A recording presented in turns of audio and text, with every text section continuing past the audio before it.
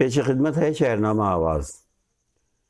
تمل ناڈو کے دارالحکومت چنئی اور 3 پڑوسی اضلاع کورونا وائرس کووڈ-19 کے پیش نظر لاک ڈاؤن کی مدت میں 12 دن کی توسیع کی وجہ سے معمولات زندگی ٹھپ ہے، جس سے سڑکیں ویران ہو چکی ہیں۔ چنئی، تریولور، کانچی پورم، چمپلیٹ اضلاع کے کووڈ-19 کے کیسز میں تیزی سے اضافے کے پیش نظر 19 جون کو انتظامیہ نے اضلاع میں لاک ڈاؤن کی مدت میں 30 جون تک توسیع کا اعلان کیا تھا۔ وزیر اعلیٰ کے پلانی سوامی نے ان مقامات پر 12 روز کا مکمل لاک ڈاؤن کا اعلان کیا تھا اور کہا تھا کہ 21 جون یعنی اتوار اور 28 جون تک مکمل لاک ڈاؤن رہے گا اور اس بات کو یقینی بنایا جائے گا کہ لوگ گھروں میں ہی رہیں۔ وزیر اعلیٰ کے اعلان کے مطابق ان مقامات پر مکمل لاک ڈاؤن ہے اور معمولات زندگی مکمل طور پر ٹھپ ہو چکی ہے۔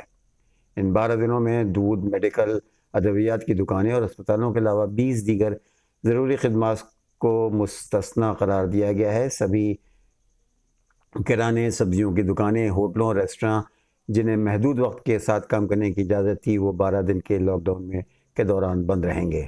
چنئی پولیس کمشنر کے وشوناتھن نے کہا کہ قوانین کی خلاف ورزی کے الزام میں گزشتہ 2 دنوں میں 2000 سے زائد لوگوں کو پکڑا گیا ہے اور ان سے پوچھ گچھ کی گئی ہے، کچھ کو چھوڑ بھی دیا گیا ہے۔